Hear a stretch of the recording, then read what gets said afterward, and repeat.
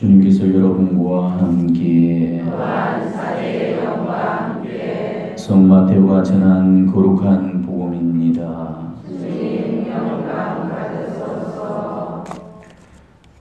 그때 바리사이들이 다가와 예수님을 시험하려고 무엇이든지 이유만 있으면 남편의 아들을 버려도 됩니까? 하고 물었다. 그러자 예수님께서 이렇게 대답하셨다. 너희는 읽어보지 않았느냐? 창조주께서 처음부터 그들을 남자와 여자로 만드시고 나서 그러므로 남자는 아버지와 어머니를 떠나 아내와 결합하여 둘이 한 몸이 될 것이다 하고 이루셨다. 따라서 그들은 이제 둘이 아니라 한 몸이다. 그러므로 하나님께서 맺으신 것을 사람이 갈라놓아서는 안 된다. 그들이 다시 예수님께 그렇다면 어찌하여 모세는 이혼장을 써주고 아내를 버리라 하고 명령하였습니까? 하자 예수님께서 그들에게 말씀하셨다. 모세는 너희의 마음이 완고하기 때문에 너희가 아내를 버리는 것을 허락하였다. 그러나 처음부터 그렇게 된 것은 아니다. 내가 너희에게 말한다. 불륜을 저지른 경우 외에 아내를 버리고 다른 여자와 혼인하는 자는 간음하는 것이다. 그러자 제자들이 예수님께 아내에 대한 남편의 처지가 그러하다면 혼인하지 않는 것이 좋겠습니다 하고 말하였다. 예수님께서 그들에게 이르셨다. 모든 사람이 이 말을 받아들일 수 있는 것은 아니다. 허락된 이들만 받아들일 수 있다. 사실 모태에서부터 고자로 태어난 이들도 있고 사람들 손에 고자가 된 이들도 있으며 하늘나라 때문에 스스로 고자가 된 이들도 있다. 받아들일 수 있는 사람은 받아들여라. 주님의 말씀입니다. 그리스도님 참여합니다.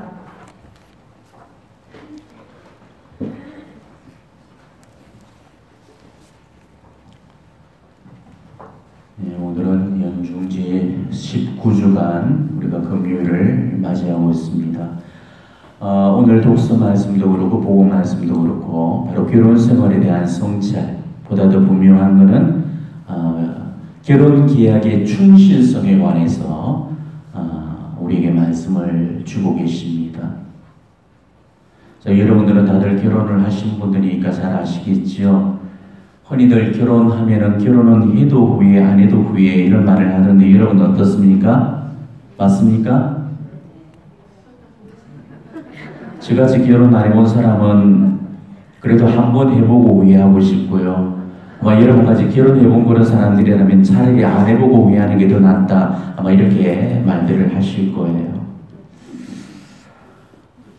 지금 여러분들 중에는 아직도 옆에 원수가 붙어있는 사람도 있을 거고 10년 전에 저 세상에다 갖다 내버린 그런 분들도 계실 거고 아무튼 살아있어도 지금 후회스러우고 죽었어도 후회스러운 거 이게 부부관계라고 그런 이야기를 합니다.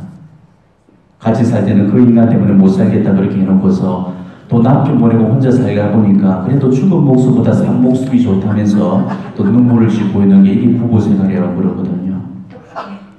이처럼 누구한테나 결혼 생활은 좋은 식으로든지 안 좋은 식으로든지 간지 이렇게 다들 후회를 남기는 법이라고 그럽니다. 여러분 결혼해보니까 결혼 생활의 단계에 안 그렇습니까? 처음 연애하는 시절 정말 죽고 못 살 때만 잠시 잠깐 주어지는 그 행복 그리고 이제 애 낳는 그 기쁨 잠시 시간 이어지다가 이제 서서히 꽃처럼 시들고 마는 거 그 밖에는 기쁘고 행복한 일들보다는 아마 고달프고 아픈 그런 추억들이 더 많으실 겁니다. 제가 언젠가 여러분들에게 그런 말씀을 드린 적이 있죠. 혼자 사는 그런 외로움보다는 둘이 사는 괴로움들이 훨씬 더 힘들다. 혼자 산다고 외롭고 둘이 산다고 안 외로운 게 절대 아니죠. 어차피 우리 인생은 외로운 거고 어차피 우리는 혼자 가야만 되는 그런 길입니다. 이부자리 속에서 아마 살만 떼고자도 또 다른 꿈을 꾸고 있는 게 이게 인생이잖아요. 우리가 안 외로우려고 둘이 살았는데 홀러가는 그 외로움의 무게다가 둘이 가는 괴로움의 무게까지 이제 얹혀져서 우리 인생의 짐이 더욱더 무거워지는 거 이게 바로 결혼 생활입니다. 그러니까 결혼이라는 것도 결국은 혼자가 되는 것이거든요. 서양 격언에 보면 이런 말이 있습니다. 바다로 나갈 때는 한 번 기도하고 전쟁터로 나갈 때는 2번 기도하고 결혼하러 나갈 때는 3번 기도하라. 무섭죠. 이 말이 뭘 의미하겠습니까? 결혼이란 게 항해보다도 더 위험천만하고 전쟁터보다도 더 위험하다는 거, 이거를 애둘러서 묘사하고 있는 거죠. 그렇기 때문에 이 결혼 생활이라는 것은 우리 인생에서 치르는 모험 가운데서 가장 치열한 그런 모험입니다. 그래서 결혼을 전쟁에까지 그렇게 비유를 하고 있는 거예요. 어떻게 보면 여러분들은 그런 치열한 전쟁터에서 전쟁을 다 치른 그런 백전노장들입니다. 수십 년 결혼 생활에서 그야말로 산전수전 다 거친 그런 전사들이죠. 그렇지만 그런 치열하게 수십 년을 치렀던 이 전쟁에서 이기는 싸움 봤습니까? 전쟁에는 이기고 지고가 없죠. 승자한테도 패자한테도 이 상처와 아픔을 주는 거, 이게 바로 싸움입니다. 결혼생활 아무리 잘하고 살았다 치더라도 정말 거기서 받는 크고 작은 상처들이나 아픔들 다 있기 마련이죠. 아무리 인고 같은 부부라고 할지라도 행복만 있는 것 절대 아닙니다. 결혼생활이 성공적이었다고 말하는 사람들도 다 그렇게 말을 하고 있죠. 좋았던 추억도 많았지만은 늘 좋았다고 그렇게 말하지 않습니다. 어떤 식으로든지 힘들었고 또 가슴 아팠고 억울했고 슬펐고 정말 속상했고 답답했던 그런 사람들이 다들 있다고 그렇게 고백을 하고 있어요. 그런데 이제 문제는 우리 사람은 이 좋았던 기억보다는 좋지 않았던 기억들을 더 잘 붙들게 된다는 거죠. 좋았던 추억들은 벌써 잊어버렸는데 좋지 않았던 그런 기억이나 상처는 아직도 못 지워져서 괴로워하고 힘들어하는 경우들이 너무나 많습니다. 어떤 할머니 한 분은 죽은 남편 때문에 상처 때문에 구순이 다 되어 가시는데도 아직도 남편을 괴롭히는 그런 악몽을 꾸고 계시다고 해요. 자, 이런 상처들이 우리라고 왜 없겠습니까? 남편으로부터도 받고 또 시댁으로부터 받고 시댁 형제들로부터도 또 받아온 상처들이 아마 모르긴 해도 분명히 있으실 겁니다. 오늘 여러분들이 가지고 있는 그런 상처들 또 좋지 못했던 그런 기억들을 우리가 하나님께 봉헌해드리고 또 말씀을 통해서 치유시켜 주시는 그 하나님의 능력 앞에 오늘 깨끗이 회복되는 그런 시간을 가져왔으면 좋겠습니다. 요즘 이혼이 너무너무 많아요. 이혼 통계율을 보니까 무려 32.4%예요. 세 커플들 중에 한 커플이 지금 이혼을 하고 있다는 그런 증거입니다. 거기다가 황혼 이혼도 엄청 많대요. 자식들 때문에 헤어지지 못하고 참고 그렇게 살다가 자식들 다 결혼시켜서 독립하는 그 순간에 바로 이혼을 해버리는 거죠.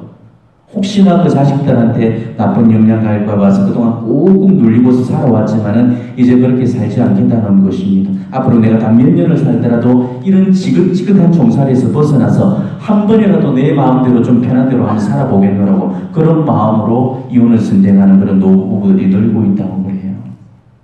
자, 성질병이 다 죽어버린 그런 널다리가 되어서도 그렇게 이혼을 생각하면서 사는데 피 끓어오는 그런 젊은 시절에는 얼마나 우간 감정들이 그렇게 올라오겠습니까? 그러니까 툭 하면은 이혼 소리, 산이 모산의 소리가 나오는 거죠. 왜 이렇게 부부가 함께 산다는 것은 정말 괴롭고 고통스럽고 가혹한 일이 아닐 수가 없는 것입니다. 부부 사이에 성립되는 그 결혼도 하나의 계약이고요. 하느님과 우리 사이도 하나의 계약 관계로 그렇게 지금 성립이 되고 있죠. 자, 한번 체결했던 그 계약을 파기하지 않고 끝까지 유지시킨다는 거, 이거는 절대 쉬운 일이 아닙니다. 그래서 쉽게 하는 사람이 없어요. 결혼 계약을 끝까지 유지시키기 위해서는 정말 수천 번도 더 죽을 것만 같은 그런 고통들을 느끼면서 그 과정을 꾸려갈 수밖에 없는 것입니다. 이거는 부부간의 관계에서만 그런 게 아니죠. 하나님과의 관계, 하나님과의 계약에서 그렇습니다.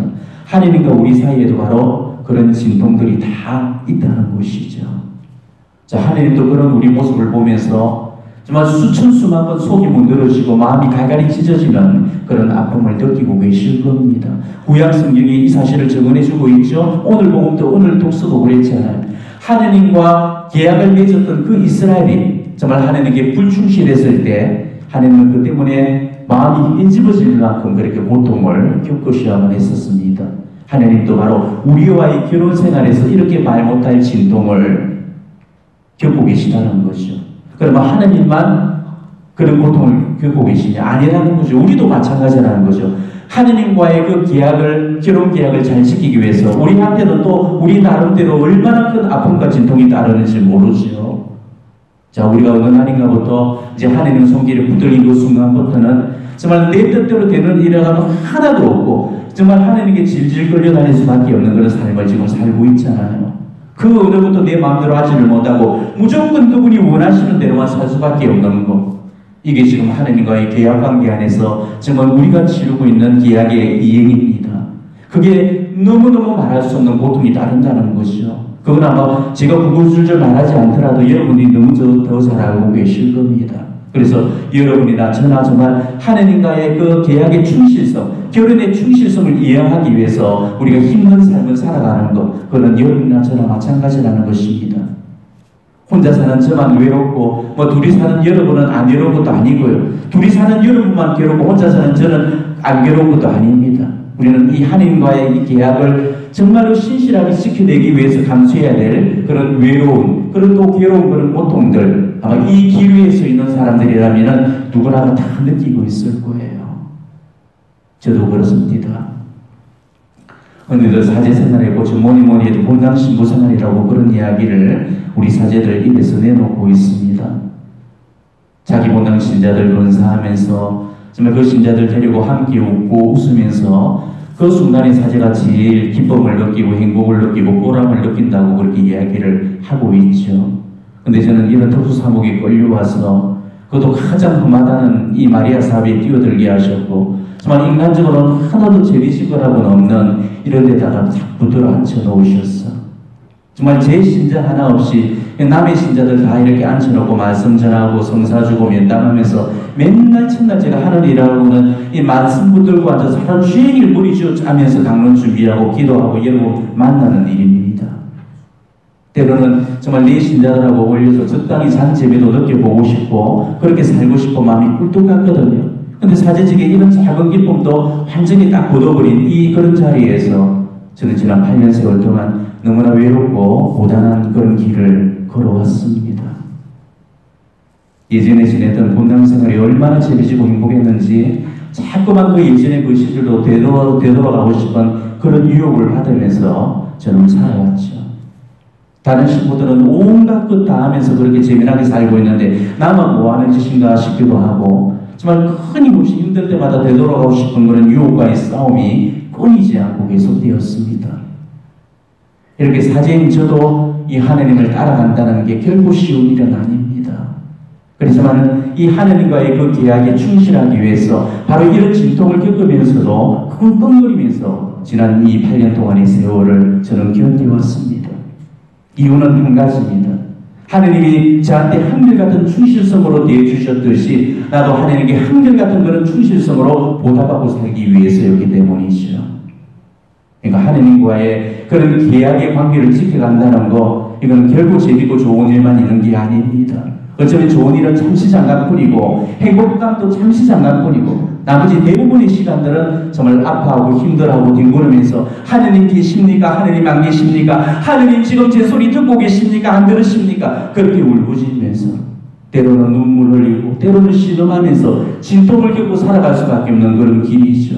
그러니까 정말 하느님과의 이 계약을 지켜간다는 거 이거는 정말 힘들고 고통스럽고 아픈 겁니다. 사람과의 계약을 지켜간다는 것도 쉬운 게 아니잖아요. 어쩌면 하느님과의 계약보다도 어쩌면 훨씬 더 어려울지도 몰라요. 오히려 어떻게 보면 하느님과의 계약을 지켜낸다는 게 훨씬 더 쉬워요. 왜? 하느님은 완전한 분이시니까. 비록 우리는 불완전하지만은 한쪽만 불완전하면 되니까 완전한 분이 참아주시면 되는 거거든. 그렇지만은 우리 인간끼리 계약은 둘 다가 불완전하잖아요. 그러니까 그걸 서로가 지켜내기가 얼마나 가혹하고 고통스러운지 모른다는 것이죠. 하느님과의 계약도 이렇게 따라가기가 힘들고 벅찬데 사람 간의 계약을 지켜낸다는 건 아마 천배만배 더 힘들 겁니다. 전혀 모르는 낯선 세계의 남남이 만나서 그렇게 가정을 꾸리고 산다는 게 얼마나 어렵겠어요. 남녀가 계약으로 결합되어서 정말로 그 약속 하나만을 믿고 충실히 지켜나간다는 거 이건 절대 쉬운 일이 아니죠. 자녀를 양육하고 부모에게 교도하고 부양의 책임을 맡아서 서로가 서로에게 지고 있는 그런 계약의 그 임무를 이행해 나가는 데는 우리는 수도 없는 그런 많은 어려움들이 따르게 되고 있습니다. 계약을 맺었다면은 그 계약에 서로가 충실해야 되는데도 엄마 노릇 못하고 아빠 노릇 못하고 남편 노릇 못하고 아내 노릇 못하는 경우들이 얼마나 많습니까? 우리가 집 하나 사고 팔 때조차도 뭘 어떻게 해야 되고 잔금은 어떻게 치르고 그렇게 딱 부러지게 계약대로 이행하고 살잖아요. 하물며 그보다도 훨씬 더 중요한 이 결혼 계약에 우리가 충실하지 못하다면 그것은 명백한 계약 위반인 것이죠.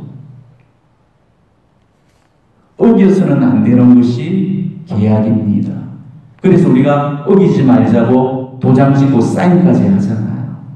우리 그거 지금 다 있습니다. 여러분이 부부로 결합되는 날, 그 부분이 파풀이 될 때까지 사랑하고 뭐 비가 오나 눈이 오나 아플 때나 슬플 때나 어쩌고 저쩌고 하면서 그거 다 계약했잖아요. 그리고 도장 찍었잖아요. 여러분이 그렇게 계약을 해놓고 도장까지 찍고 사인까지 하고 그렇게 이행을 안 하는 거, 이거 계약 위반이죠. 내가 남편으로서의 의무에 충실하지 않는 거, 그건 계약 파기입니다. 내가 아내로서의 의무에 충실하지 않는 거, 그것도 계약 파기죠. 그것뿐입니까? 한 사람 내가 파풀이 돼도 사랑하는 게 아니고 중간중간에 또 한눈 팔고 외도하고 또 폭력 휘두르고 이런 게 다 계약 파기하는 거예요. 그리고 더 넓은 의미에서는 엄마로서의 역할 제대로 못하고 며느리로서의 역할 제대로 못하는 것까지도 그것도 다 계약 파기입니다. 계약을 할 때는 이미 그 계약 조항에 그런 조건과 단서가 다 붙게 되거든. 남편은 가정을 부장하기 위해서 그렇게 경제적인 책임을 져야 되는 거고, 아내는 애들 키우면서 집안살림 해야 되는 거고, 이런 거는 다 계약의 그 상식에 해당되는 거잖아요. 그런데도 이런 상식도 안 지켜져서 고통을 겪고 사는 그런 가정들이 허다히 많다는 것입니다. 남편이 돈도 안 벌어주고 뭐 돈 필요하면은 네가 나서 벌어먹고 살아라 그러면서 배째라식으로 나 몰라라는 거, 그거는 계약을 파기하는 거죠.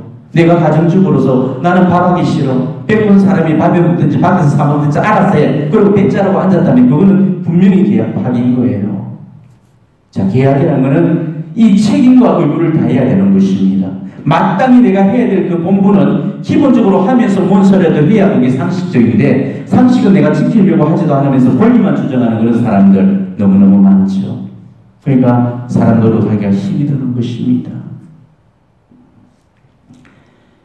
계약이라는 게 그러잖아요. 갑은 을한테 얼마를 주고 을은 갑에게 뭘 넘기고 언제 어디서 주고받았습니다. 그리고 도장 꽝꽝꽝 찍는 겁니다. 남편은 아내한테 이래 해야 되고 아내는 남편한테 저래 해야 되고, 이게 계약인데 한쪽에서 그걸 일방적으로 탁 파기해버린다든지 성실하게 이행하지 않는 거, 이게 바로 계약을 어기는 겁니다. 하지만 계약 위반이 꼭 그럴 때만 발생되는 것도 아니죠. 계약 위반은 모자랄 때도 발생하지만 과할 때도 발생하게 됩니다. 상대방 쪽에서 너무 과하게 요구하는 것도 이것도 계약을 파기하는 거죠. 이거 뭔 소리인지 알아들을 수 있겠습니까? 자, 계약에서는 분명히 내가 10개만 주기로 했는데 10개로는 만족을 못해. 그래서 50개, 100개를 더 받아야 된다고 그렇게 집착을 부리고 욕심을 부리는 거, 이것도 바로 계약 파기에 해당되는 거죠. 아내가 남편한테 10개를 주고 남편이 아내한테 10개를 주기로 하고 이제 계약을 해서 남편이 10개를 줬는데도 아내가 난 10개로는 부족해, 100개 더 줘. 그거는 정말 건강하지 못한 사랑이라는 것이죠. 이것도 일종의 계약 파기라는 것입니다. 아무리 부부 사이라고 할지라도 배우자는 내 물건이 아니잖아요. 그래서 간섭하지 말아야 될 그런 부분이라는 것도 있고, 존중해야 될 선, 넘지 말아야 될 선이라는 게 있거든요. 우리는 계약한 사이니까 니는 무조건 내 거야, 그러면서 함부로 막 대가하고 지문 때리고 과하게 소유하려고 드는 거, 그런 계약 관계 안에서 정말 건강하지 않다는 증거죠. 그렇기 때문에 소유욕 때문에 진통을 겪고 또 고통을 겪고 있는 그런 가정도 또 상당히 많잖아요. 의천정, 의구정들이 다 여기에 해당되는 것입니다. 너무나 과한 그런 잘못 때문에 인해서 고통을 받고 있다는 거죠. 그러니까 계약의 이행에 그 불성실에도 계약 파기가 되는 거고, 계약의 이행에 과하게 충실해도 결국은 계약 파기에 해당이 된다는 것이죠. 오늘 독서 내용을 정말 잘 묵상해 보시기 바랍니다. 하나님과 이스라엘 사이에서 맺어진 그 계약 관계에서 하나님이 얼마나 계약에 충실하셨나, 또 이스라엘 백성이 하나님께 얼마나 많은 배반과 반역과 불순종을 일삼았나. 근데도 그럼에도 불구하고 하나님은 그런 이스라엘 불순종에도 한결같은 마음으로 이스라엘을 대해주시고 돌봐주셨다는 그런 내용이잖아요. 그러니까 오늘 이 독서 말씀은 한결같으시고 신실하신 하나님, 계약에 충실하신 그 하나님에 대해서 우리에게 얘기를 해주고 있습니다. 너희와 내가 계약을 통해서 혼인관계로 맺어졌기 때문에 비록 너희가 나한테 반역을 하고 나를 아프게 할지라도 나는 너희를 버리지 않고 마지막까지 끝까지 책임져준다는 그런 사람으로 한결같이 대하시면서 충실성을 보여주시는 이런 하나님에 관해서 지금 이야기를 해주고 있는 거예요. 자, 그런데 여기에 관해서 오늘 복음으로 넘어오시면요, 이 복음은 인간의 계약의 불충실성에 관해서 지금 다루면서 지적을 하고 있어요. 내 마음에 조금 안 된다고 버리고 이혼해버리는 그런 계약의 불충실성, 이걸 지금 고발을 하고 있죠.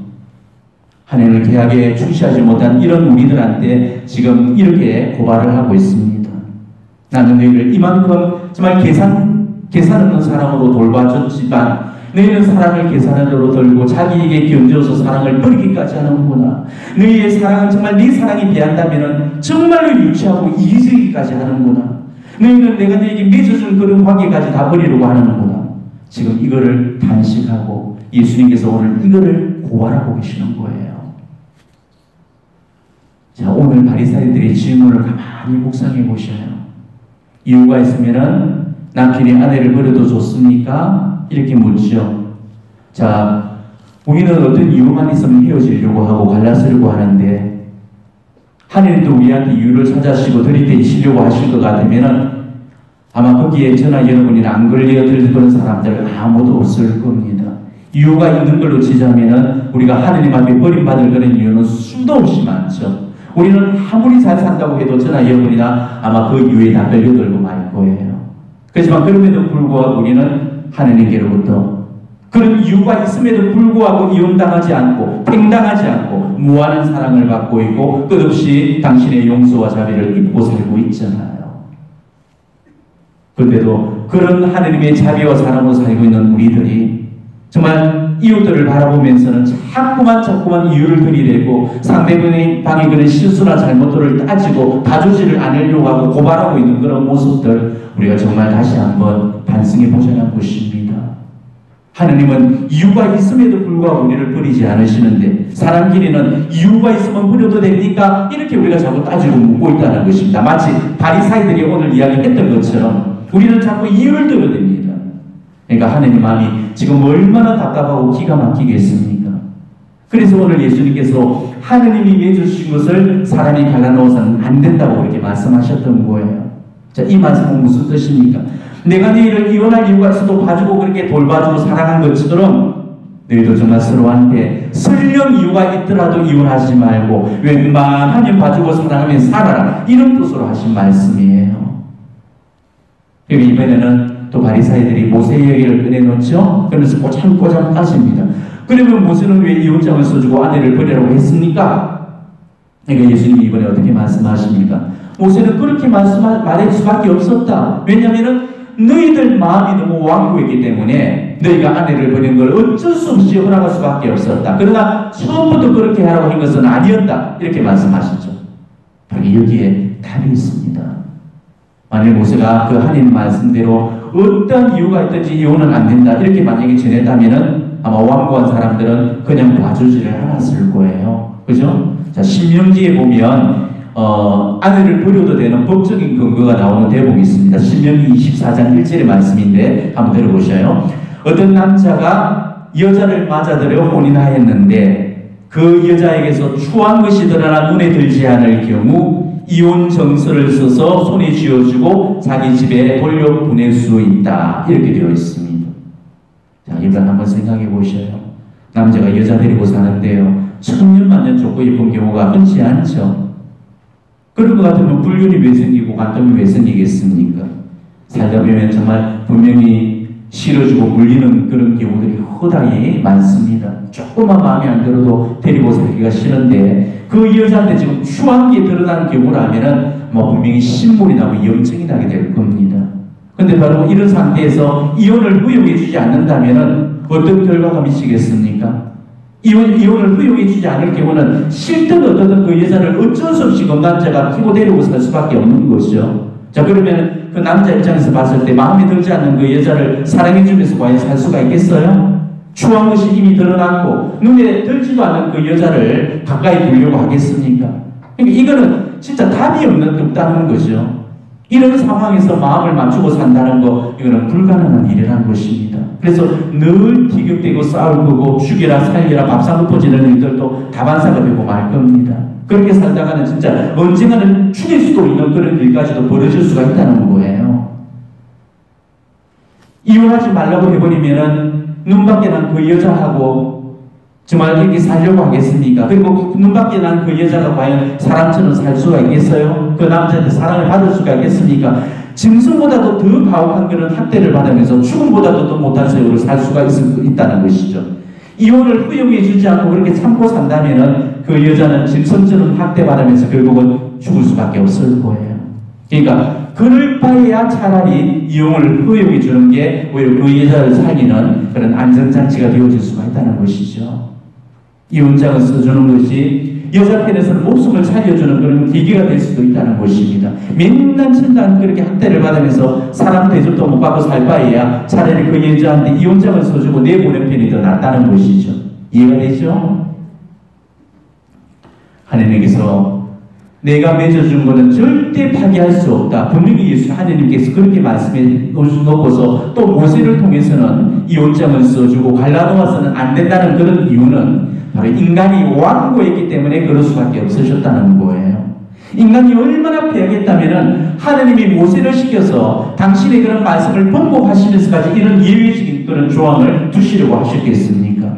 그 여자를 살려내기 위해서는 차라리 이혼장을 써주고 여자를 버리는 게 최선책이었던 거죠. 이거는 이혼을 방조하는 조치가 아니고 그 여자를 살리기 위해서 어쩔 수 없이 취한 그런 조치였던 것입니다. 그래서 지금 우리 교회도 마찬가지잖아요. 우리 교회가 뭐 이혼을 장려하거나 조장하는 거 절대 아니지만은 때때로 정말 필요한 경우는 어쩔 수 없이 우리 상업적인 배려 차원에서 갈라서는 것을 권면하기도 합니다. 왜? 이혼 안 하는 게 능사가 아니니까. 정말 결혼 속에서 아무런 행복이나 보람이나 기쁨도 느끼지 못한 채로 정말 천천지 원수로 그리고 지옥 같은 모습으로 그런 모습으로 살고 있는 거, 그거는 하나님이 원하시는 모습이 절대 아니거든요. 그러니까 그 여자도 살려야 되고 그 남자도 차라리 그렇게 살 바에는 이혼시켜주는 편이 더 낫다는 거죠. 하나님이 맺어주신 것을 사람이 갈아놓아서는 안 된다. 그게 물론 정답이긴 하겠지만은 우리가 때로 살다 보면은 폭력을 휘두르는 그 밑에서 정말 끝까지 하나님이 맺어주신 그런 인연이면서 미련하게 희생당하는 그런 사람들이 너무너무 많죠. 남편한테 학대받고 매맞는 여성들, 인권을 짓밟히면서 살고 있는 여성들이 지금 우리 주변에 얼마나 많은지 몰라요. 언젠가 이혼을 하고 저를 찾아왔던 어느 자매가 저한테 눈물을 흘리면서 그런 고백을 했습니다. 정말 이혼이 부끄러운 일이고 자기 인생에서 가장 큰 치부가 될 수도 있겠지만은 자신은 그래도 이혼을 선택했노라고 그렇게 말을 하는 거였습니다. 그 자매는 어릴 때 아버지가 폭력을 휘두르는 그런 가부장적인 그런 아주 무슨 집안에서 정말 찝소리도 못하고 어린 시절을 그렇게 공포 속에서 지옥 같은 삶을 살면서 자라왔습니다. 근데 지금 자기가 결혼을 했는데 부부 사이가 좋지가 않다는 것이죠. 마치도 어린 시절에 그 어머니 아버지가 치열하게 싸우면서 정말 목숨이 왔다 갔다 할 정도로 그렇게 공포감을 느끼면서 살 수밖에 없었던 그런 가정을 자기 자신도 꾸리고 있더라는 것입니다. 어떻게든 참고 견디면서 끝까지 가정을 지켜보려고 노력도 많이 했지요. 하지만 날이 가면 갈수록 남편의 그 폭력과 학대는 점점 더 심해져만 갔고 그럴 때마다 그걸 씹어보는 그 아이들의 눈망울이 눈에 선하게 들어오더라는 것입니다. 그래서 그 순간 그 자매는 이혼을 결심했다고 그럽니다. 자신도 어릴 때 느꼈던 바로 그 트라우마, 그 공포심을 버리지 못하고 지금도 이렇게 고통받고 살고 있는데 바로 그 때문에 평생을 지금 불행하게 살고 있는데 그 고통을, 그 불행을 네 자식들한테마저도 대물을 해줄 수는 없다는 거, 그렇게 생각을 했다는 거죠. 그래서 자신이 어릴 적에 느꼈던 그 공포와 두려움과 삶의 애감을 아이들도 똑같이 느끼게 하고 싶지는 않더라는 것입니다. 그래서 참다가 도저히 이 개선의 여지가 없다고 그렇게 판단을 했고 아이들에게 공부심이 아니고 평화를 주기 위해서라도 기꺼이 이혼을 선택할 수밖에 없었다고, 그러면서 정말 후회 없는 그런 선택을 했노라고 눈물을 보였습니다. 저는 그 말이 너무나 공감이 갔습니다. 이혼 안 하는 것이 미덕인 것처럼 끝까지 가정을 지키는 것만 그게 능사가 아니죠. 또 다른 불행을 피하기 위해서라도 저는 그 선택은 너무나 잘한 선택이라고 그 자매의 편을 들어주고 그 자매에게 응원을 해줬습니다. 하느님이 맺어주신 거 사람이 갈라놓아서는 안 된다. 이거 분명한 진리예요. 그렇지만 그럴 수밖에 없는 사람들의 삶도 정말 우리가 이해해 줄 수 있어야 된다는 거죠. 우리는 세상을 바라보는 눈을 좀 더 따뜻한 시선을 가지고 바라볼 필요가 있다는 것입니다. 어떤 사람이 선택했던 이혼이라는 이 선택 앞에서 절대로 남의 이야기로 함부로 쉽게 말을 하려고 해서는 안 됩니다. 그거는 가혹한 폭력을 휘두르는 거예요. 정말 몸부림치면서 그 가정을 지키려고 했지만은 진짜로 구동텅이에서 벗어나서 살 수밖에 없는 그런 상황 안에서 어쩔 수 없이 이혼을 선택할 수밖에 없는 그 사람의 입장, 아마 그 사람의 입장이 되어보지 않고서는 우리는 아무도 이해할 수가 없는 거죠. 오죽하면 그런 선택을 했겠냐고요. 우리는 그런 시선으로 바라볼 줄 아는 그런 따뜻한 눈을 좀 가졌으면 좋겠습니다. 어느 집 딸내미가 이혼을 했네? 우리가 그런 소리 들으면 우리는 너무나 쉽게 입을 대잖아요. 요즘 젊은 것들은 흔한 참을성이 없고 어려운 걸 겪어보지 못해서 뭐 조금만 가뜩이 생기면 못 견디하고 헤어지니 도장치니 그런다. 너무너무 쉽게 우리가 입을 대버리잖아요. 그렇지만은 정말로 사람들이 만나서 살을 짚고 살다가 낭만으로 돌아선다는 거 그거 절대 쉬운 일이 아닙니다. 당사자들이 도장을 찍는 게 정말 아무 생각도 없이 충동적으로 찍겠어요? 남의 말이라고 너무너무 쉽게 말을 하고 있는데 집안과 그 집안끼리 맺어진 것까지 다 그걸 물어 돌리고 남남이 된다는 거, 그게 당사자들한테는 얼마나 큰 아픔이고 힘든 건데 정말로 그럴 수밖에 없었던 어떤 사연이겠거니 생각을 하면서 남의 이야기 우리는 절대 쉽게 함부로 해서는 안 되는 것이에요. 나 자신의 입장에서만 생각하지 말고 정말로 자비로운 마음을 잃지 말고 좀 살아졌으면 좋겠습니다. 우리나라는 아직도 이혼한 가정에 대해서 반대하지 못하고 자비롭지 못한 경우가 많죠. 당사자들도 부끄러워하고 쉬쉬 남이 할까봐 숨기고 또 그걸 바라보는 그 사람들의 시선도 곱지 않고 절대 좋은 소리 안 해주죠. 하다못해서 연예인이 결혼하고 살다가 연애도 거기다가 악성 댓글을 마구 달잖아요.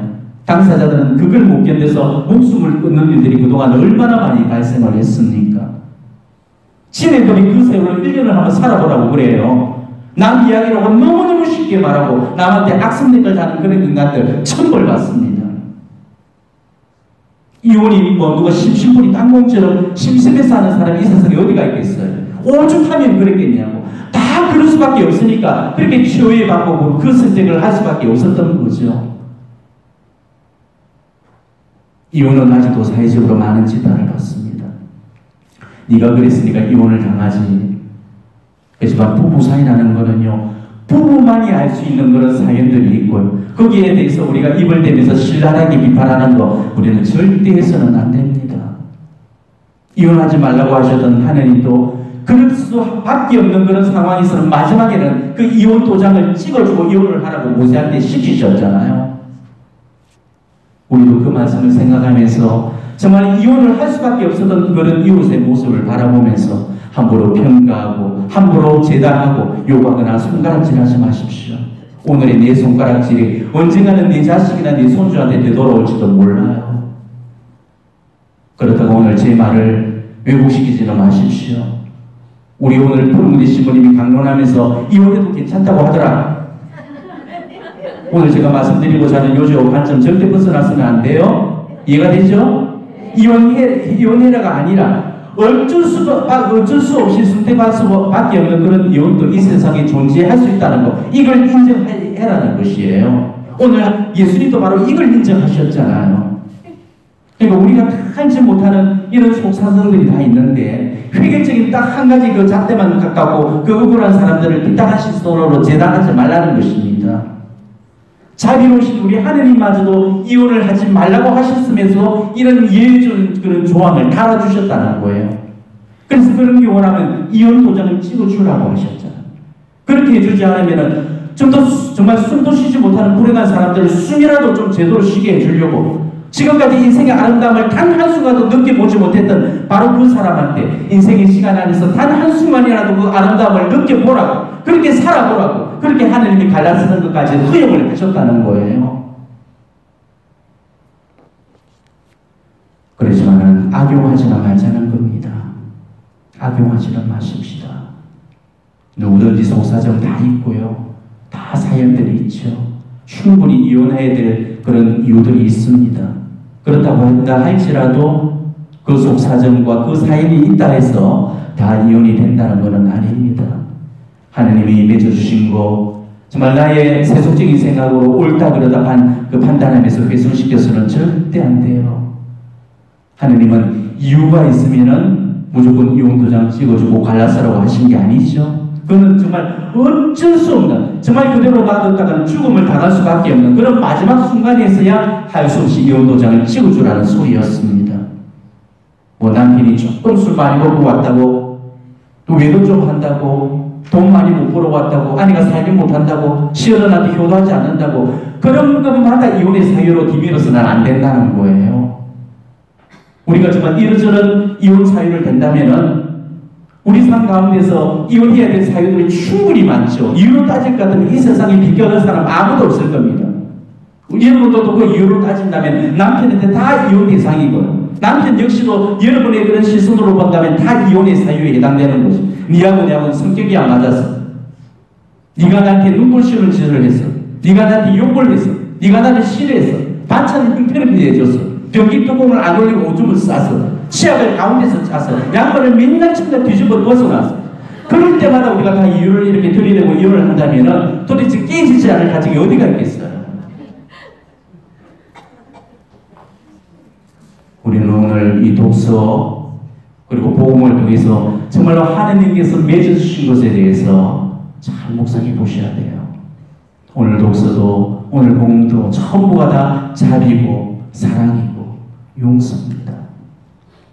하나님은 우리한테 그런 자비와 사랑과 용서를 베푸시는데 우리는 지금 그렇게 살지 못하는 거, 이걸 고발하고 있는 거예요.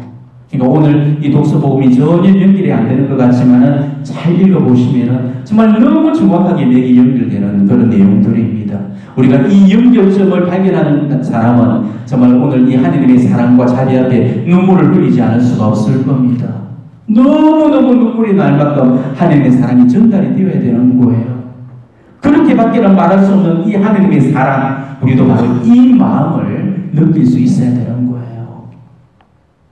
두들거리고 충실하지 못했던 그런 이스라엘 백성한테 하나님께서 베풀어 주셨던 그 놀라운 사랑을 묵상하도록 하십시오. 하나님은 우리를 내칠 충분한 이유가 있었고 우리를 죽이기까지 할 분명한 이유도 있었습니다. 그렇지만 우리가 이유가 있다고 해서 우리를 죽이거나 내치거나 하지 않으셨죠. 끝까지 나는 너와 함께하리라, 내가 너를 지켜주리라, 그렇게 보증하셨습니다. 하나님과의 관계에서도 정말 내가 잘못 살아도 하나님이 나와의 그런 계약을 파기하지 않으시는 것처럼 사람과 사람과의 그 관계성 안에서도 바로 하나님께서 허락하셨기 때문에 맺어주신 인연이니까 웬만하면 우리가 파기하지 않고 끝까지 희생으로 사랑으로 기도하면서 살아내야 되는 거, 이게 지금 우리들의 모습이 되어야 된다는 거예요. 믿다 싫다 어쩐다 해도 어차피 결혼한 사람은 빠져나갈 수 없는 게 이게 결혼 생활의 현실입니다. 결혼이 이렇게 힘들기 때문에 그래서 바오로 사도도 마지막까지 결혼을 만류하면서 결혼하지 않는 사람은 웬만해서는 혼자 살라고 그렇게 이야기를 했던 거예요. 지금까지 살아오느라고 정말 예 많이 쓰셨습니다. 그렇지만 앞으로도 조금만 더 애쓰시면서 사십시다. 헤어져야 될 이유야 많겠지요. 하지만 웬만하면 정말 죽을 일 아니고 견딜 수 있다면 하나님 안에서 우리가 기도하면서 견딜 수 있을 때까지는 정말 견뎌보는 것도 우리가 해야 될 그런 모습이 아니겠어요? 하나님도 우리한테 한번 사랑으로 맺으신 그 계약을 절대 파기하지 않으셨고, 비록 우리가 정말 하나님께 믿게 보이고 하나님 마음 상해드리는 그런 온갖 이유가 있었음에도 불구하고 하나님은 지금까지도 우리를 버리지 않으셨잖아요. 남들은 나더러 하나님 앞에서 잘 산다고 그러고 뭐 너만큼 잘 살면 잘 사는 거야 그렇게 말해줘도 정작 자기 자신은 분명히 알고 있을 겁니다. 내가 하나님 앞에 앉았을 때 내가 얼마나 많은 그런 결격 사유가 있고 얼마나 부끄러운 짓을 많이 하고 있고 얼마나 큰 죄, 얼마나 많은 죄를 많이 짓고 살았는지 자기 자신만은 분명히 알고 계실 겁니다. 그런데도 우리 하나님은 그런 나를 이렇게까지 돌봐주시고 축복해 주시고 용서해 주시고 너는 내 사랑이다, 눈에 넣어주도 아프지 않을 그런 내 귀염둥이다 그러시면서 끝까지 나와의 계약을 파기하지 않으시고 돌보아주시고 마지막까지 이렇게 지켜주고 계시잖아요. 우리는 그런 하나님의 자비를 입은 사람들입니다. 자, 그렇다면은 나 역시도 남편한테, 아내한테, 자녀들한테 또 시어머니, 며느리한테 그런 자비를 우리가 베풀 수 있어야 된다는 거예요. 내가 자비로워야 자비로움을 입을 수가 있는 거예요. 자, 그런데도 우리는 바로 내 옆에 있는 사람들한테조차도 이기적이고 자비롭지가 못하죠. 내 방식대로 그 사람을 끌고 가야만 직성이 풀리고 내 구미에 알맞는 그런 사람한테는 얼마나 우리가 잔인하고 또 비정하게 굴고 있습니까?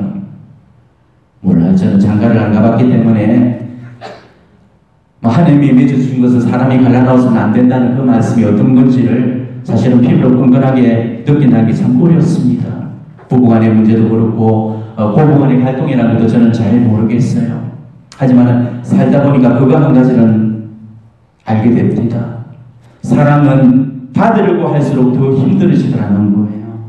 내가 먼저 다가가고 내가 먼저 손 내밀고 내가 먼저 끼안아주고 내가 먼저 미안하다고 하고 내가 먼저 사랑한다고 하고 정말 그렇게 사는 게 건강한 삶을 사는 거 제가 이르던 인생들로는 이 한 가지 뿐이었습니다. 우리 인생 살면서 딱 3마디 말만 갖고도 우리는 1000마디, 10,000마디 말보다 더 값지게 살 수 있다고 그러잖아요. 미안하대, 고맙대, 사랑한대. 여러분 배우자한테, 또 여러분들이 식구한테 정말 이 3가지 단어를 언제쯤에 써보고 좀 안 썼는지 한번 생각해 보도록 하십시오. 미안하다는 말 한번 못 해봤고 고맙다는 그 말 한마디 못 꺼내봤고 사랑한다는 고백 한번 그렇게 못 해봤다면 정말 내 마음속에 꺼내놓지 못한 채로 녹슬어 있는 이 말들을 정말 내일 집으로 돌아가서 한번 꺼내보시면 어떻겠습니까? 여보 미안하대, 어머니 고맙습니다, 아가 사랑한대. 그리고 정말 우리가 그 말에 한마디만 더 붙여서 고백을 했으면 좋겠어요. 앞으로 더 잘할게요. 우리가 이것까지 다 해보고 나서 그리고 후회하고 그리고 결정을 해도 늦지 않을 거라는 것이죠. 그때 여러분이 이혼을 생각해도 그때 갈라쓰려고 해도 후회 없는 선택이 되어질 겁니다. 그래야 내 인생 앞에 더 이상 미안해지지 않을 거예요. 아무튼 그래도 잘 살든 못 살든 어찌됐든 간에 지금 가정을 지키려고 노력하면서 지금 이만큼 애쓰고 살아왔던 그런 여러분들한테 정말 고생 많았다고 박수를 쳐드리고 싶어요. 그런 의미에서 여러분들 모두가 다 박수 받을 수 있는 그런 분들이십니다. 살면서 어떻게 좋은 그런 날만 있었겠습니까?